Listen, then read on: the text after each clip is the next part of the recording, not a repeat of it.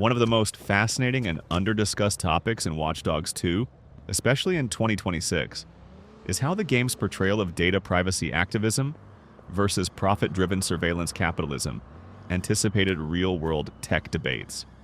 Watch Dogs 2 doesn't just show hackers fighting a corporation. It presents a layered ecosystem where public perception, corporate influence, and data exploitation are the real battleground. And unlike the first game's revenge arc, this sequel frames the conflict around something much more insidious: who gets to control people's lives through data, and why that power inevitably corrupts. Watch Dogs 2 opens with DedSec not as shadowy vigilantes, but as a decentralized collective responding to years of tech overreach. Marcus Holloway doesn't stumble into hacking by accident. He's born into a world where biometric profiling, predictive policing, and corporate data harvesting define everyday life. His initial complaint isn't dramatic. He just wants his criminal conviction cleared. But the system's refusal to correct a false label shows right away how rigid and unaccountable these networks are. This is critical because it reflects an underlying theme that grows throughout the game. Data systems tend to value measured efficiency and control over fairness or human nuance. The narrative then expands into something bigger when DedSec exposes multiple corporate abuses. Not just Bloom's CTOS 2.0, but companies like Solus and Cirrus that exploit influencer culture and smartphone addiction for profit. Every major hack mission isn't just about breaking a firewall. It's about revealing how corporations push surveillance deep into everyday choices. Social media apps, smart devices, location tracking. In Watch Dogs 2, none of these are neutral. They all serve profit models built on extracting attention and personal information. What's especially remarkable is how the game integrates public perception and followers into its core mechanics and story. Unlike the first game where hacking is largely about individual impact, Watch Dogs 2 turns DedSec into a movement. Gaining followers isn't a cosmetic metric, it's a narrative engine.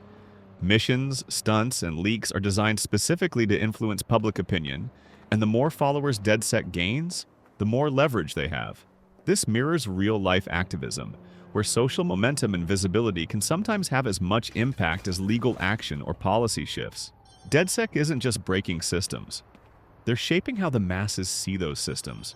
That's a major evolution in storytelling and social commentary for a game released years before many online privacy debates hit the mainstream. One of the biggest arc moments is the exposure of the bellwether data manipulation scandal, where a shadowy syndicate uses harvested public data to manipulate financial markets and political outcomes without transparency or oversight. This plotline isn't just dramatic. It shows how data wealth, when concentrated in the hands of a few, becomes a tool for power far beyond consumer advertising. Individuals don't even realize they are being profiled, nudged, and predicted because the system runs quietly in the background of their lives. The game reveals this not through lectures, but through play. You don't just hear about bellwether's corruption. You see the real-world consequences when algorithms are used to decide investment flows, public opinion, and economic stability. DedSec's response is equally important. The collective doesn't seek destruction for its own sake. They seek transparency, accountability, and a redistribution of visibility. They post leaks, publish evidence, and force corporations into public debates. This tactic makes Watch Dogs 2 less about the hacker as lone hero trope and more about collective pressure. Marcus and the team use their skills not to hide in shadows, but to drag corporate misdeeds into the light and let public scrutiny be a kind of democratic check. That's a fresh angle that many games, and even many real-world tech debates, have struggled to articulate clearly.